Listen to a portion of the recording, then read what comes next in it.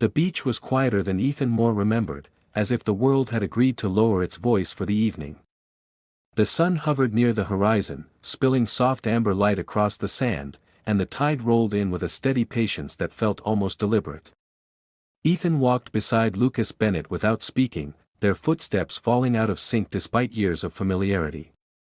It struck Ethan how silence between friends could feel heavier than an argument. Lucas stopped near the waterline and dropped his bag onto the sand. He exhaled slowly, the kind of breath that carried more weight than relief.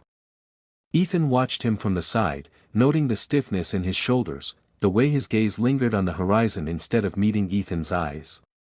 Lucas had always been expressive, almost effortlessly open. Today, he looked like someone rehearsing words he didn't want to say. "This place hasn't changed much," Ethan said, mostly to fill the space. Lucas nodded. "That's why I suggested it. Feels neutral." He hesitated, then added, "Like nothing bad has ever happened here." Ethan forced a small smile. Neutral had never been a word he associated with Lucas. Their friendship, built over late-night conversations and shared confessions, had always lived in emotional extremes. They had met years ago at a time when both were still learning how to exist honestly in the world. Since then, Lucas had been Ethan's constant, reckless at times, reassuring at others, but always present. They sat on the sand, shoes forgotten beside them. The cool grains pressed into Ethan's palms as he leaned back, listening to the ocean. Normally, Lucas would have filled the moment with a story or a joke. Instead, he traced patterns in the sand with his finger, erasing them as quickly as he made them. Ethan glanced at him. "You've been quiet since the drive." Lucas gave a half laugh that didn't quite land. "Have I? Guess I didn't notice." "You usually don't stop talking long enough for me to notice," Ethan replied gently. Lucas looked at him then, really looked at him, and something unreadable passed across his face. "I needed this trip," he said. "Needed to get away from everything." Ethan understood what Lucas meant without him having to explain. Ryan Carter's name lingered unspoken between them. Lucas had been with Ryan for years, long enough that Ethan had stopped thinking of Lucas as a single person navigating life. Ryan was stable, dependable, and kind, at least from what Ethan had seen. Yet lately, whenever Ryan came up in conversation, Lucas's tone shifted, as if the word itself carried a burden. "How's Ryan?" Ethan asked, carefully. Lucas's jaw tightened. "He's fine. Busy. Always busy." He shrugged, but the movement felt defensive. "We're just in one of those phases." Ethan nodded, though something about the answer unsettled him. He had learned to read Lucas's evasions over time. This one felt practiced. The sky deepened into shades of pink and purple, and the temperature dropped just enough to make the moment feel intimate. Ethan wrapped his arms around his knees, his thoughts drifting back to the drive earlier that day. Lucas had insisted on this trip, had called him out of the blue with an urgency that left little room for refusal. At the time, Ethan had told himself it was just another impulsive plan. Sitting here now, he wasn't so sure. "You know," Lucas said suddenly, "I've always trusted you more than anyone." Ethan's chest tightened. That's a heavy thing to say out of nowhere. Lucas smiled faintly. "It's true, though. You've seen me at my worst and never walked away."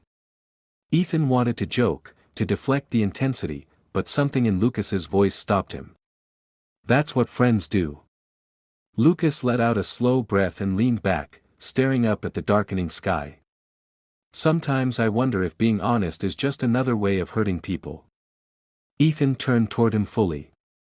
"Depends on what you're being honest about." Lucas didn't answer right away. The ocean filled the silence, waves folding into themselves over and over, as if rehearsing the same confession.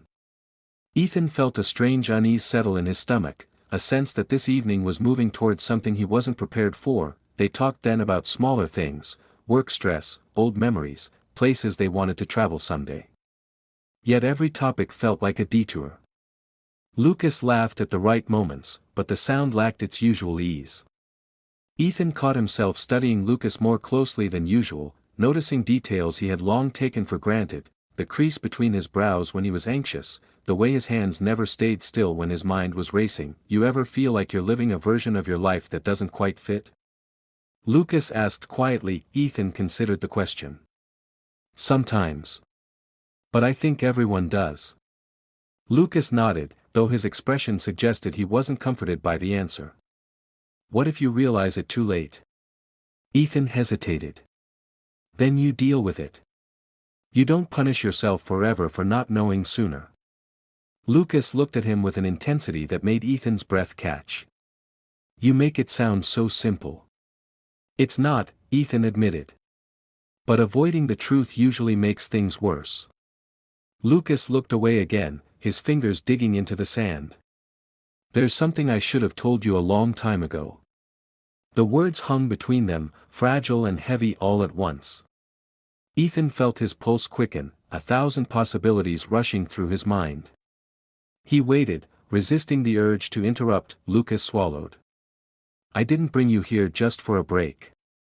Ethan stared out at the dark water, the steady rhythm of the waves suddenly loud in his ears. Whatever Lucas was about to say, he sensed it would change the shape of their friendship, maybe even the way he understood his own past. He nodded slowly, bracing himself. I'm listening, Ethan said. Lucas closed his eyes, as if gathering the courage he had been avoiding all evening, and the ocean surged forward, relentless, patient, ready to witness whatever truth was about to surface. Lucas kept his eyes closed longer than necessary, as if silence might still offer him an escape. When he finally opened them, the confidence Ethan had always associated with him was gone, replaced by something raw and uncertain. I don't even know where to start, Lucas said. Start wherever it stops hurting the most, Ethan replied, though his voice betrayed his nerves. Lucas gave a faint, humorless smile. That's the problem. It all hurts. The wind picked up, carrying the scent of salt and damp sand. Lucas drew his knees to his chest, mirroring Ethan's posture, a small, unconscious echo of the closeness they shared. He stared at the water again, as if the waves might absorb what he was about to release. I've been lying, Lucas said quietly. Not in the obvious way. Not with excuses or secret nights out. But in the way that matters more. He paused, choosing his words with care. I've been pretending I was fine when I wasn't. Ethan listened without interrupting, though his chest tightened. He had heard versions of this before from friends on the brink of change. What unsettled him was how personal this felt, how deliberately Lucas had brought him here to hear it. Ryan thinks we're solid, Lucas continued. And maybe from the outside, we are. We function. We make plans. We show up to things together. He laughed softly. But somewhere along the way, I stopped feeling seen. Ethan frowned. Did you tell him that? Lucas shook his head. I told myself it would pass. That wanting more attention, more connection, was just me being restless. He dug his fingers into the sand. I didn't want to be ungrateful. The words settled heavily between them. Ethan understood that kind of guilt, the fear of wanting more when you already had something others admired. So instead, Lucas said, his voice barely above the sound of the surf, I started talking to you more. Ethan's breath caught, though he said nothing. It wasn't planned, Lucas rushed on. At first, it was just easier. You listened. You noticed things. When I told you about my day, you actually heard me. He glanced at Ethan, searching his face. I didn't think it meant anything at the time. Ethan's thoughts raced back through late-night messages, long phone calls that stretched past midnight, the comfort he had found in being Lucas's safe place. He had never questioned it. Friendship had seemed explanation enough, but then I started looking forward to it, Lucas admitted. To you. His voice cracked on the last word. And that's when I knew something was wrong. The ocean surged forward, then receded, as if giving them space. Ethan felt exposed, as though a hidden door inside him had been opened without warning. Lucas, I know, Lucas said quickly. I know how this sounds. I'm not saying I cheated the way people usually mean it. He swallowed hard. But I crossed a line. Emotionally. I let myself rely on you in ways I should have reserved for my partner. Ethan looked down at his hands, trying to steady himself. A part of him wanted to deny it, to insist that nothing inappropriate had happened. Another part, quieter but more honest, recognized the truth in Lucas's words. "Why are you telling me this now?" Ethan asked. "Because I can't keep pretending it didn't matter," Lucas replied. "And because it wouldn't be fair to Ryan. Or to you." The mention of Ryan grounded Ethan, pulling him out of his own confusion. "Does he know?" Lucas shook his head again.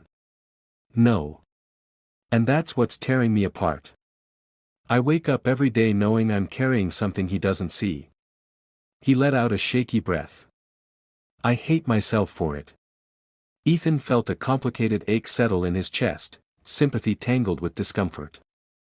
"Hating yourself won't fix it." "I know," Lucas said. "But facing it means risking everything." The honesty in his voice was unsettling. Ethan realized this wasn't just a confession, it was a crossroads. "What do you want, Lucas?" Lucas looked at him then, truly looked at him, and for a moment Ethan saw the vulnerability beneath the charm. "I want clarity," Lucas said. "I want to understand what I'm feeling instead of burying it." "And where does that leave me?" Ethan asked quietly. Lucas hesitated. "That's what scares me." They sat in silence, the space between them charged with things neither had fully named. Ethan felt the weight of unspoken emotions pressing in, memories reframing themselves in light of Lucas's words. He wondered how many moments he had dismissed as harmless that now carried a different meaning. "I never meant to put you in this position," Lucas said at last. "You didn't do anything wrong." Ethan nodded slowly. "Intent doesn't erase impact." Lucas winced, as if the truth had struck harder than any accusation. "I just needed you to know. I needed to say it out loud." Ethan studied the horizon, where darkness had begun to swallow the last traces of color. Part of him wanted to pull away, to protect himself from whatever came next. Another part felt anchored by the honesty they had just shared, however painful it was. "What happens now?" Ethan asked. Lucas rubbed his hands together, nervous energy returning. "I don't know. But I can't keep living like nothing's changed." He swallowed. "I have to decide what kind of person I'm going to be." Ethan turned toward him, meeting his gaze. "Then make sure your decision doesn't come at someone else's expense." Lucas held his eyes, absorbing the weight of the words.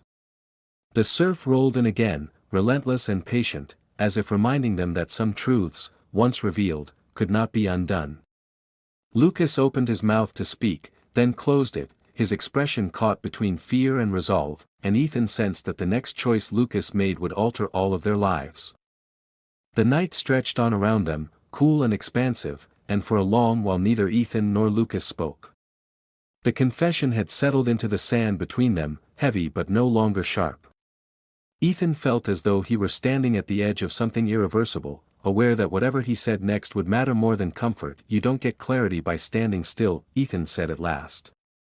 His voice was calm, but it carried a firmness he hadn't expected from himself. "You get it by being honest, even when it costs you." Lucas nodded slowly, his shoulders sagging as if the effort of holding himself together had finally exhausted him. "I'm terrified of what honesty will break." "That fear is already breaking things," Ethan replied. Lucas stared down at his hands, turning his palms upward as though examining them for answers. "I never wanted to hurt Ryan. He deserves better than secrets." His voice wavered. "And I never wanted to pull you into something that wasn't clean." Ethan felt a flicker of sadness at the word clean. "Then don't," he said simply. "Don't make me the reason you run from your responsibility." Lucas looked up, startled. "Is that what you think I'm doing?" "I think you're confused," Ethan said. "And confusion doesn't give you permission to avoid the truth." The waves whispered against the shore, steady and indifferent. Lucas leaned back, eyes fixed on the stars beginning to appear overhead. "I keep thinking there's a version of this where no one gets hurt." Ethan followed his gaze. "That version doesn't exist anymore." "Maybe it never did." The honesty of that statement settled Lucas into silence. He inhaled deeply, then exhaled as though releasing a weight he had carried for far too long. So what do I do? You talk to him, Ethan said without hesitation. Not to confess, just enough to ease your guilt.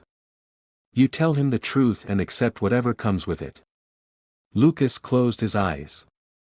And if he leaves? Then at least he'll be leaving something real, Ethan replied. Not a story you've been protecting.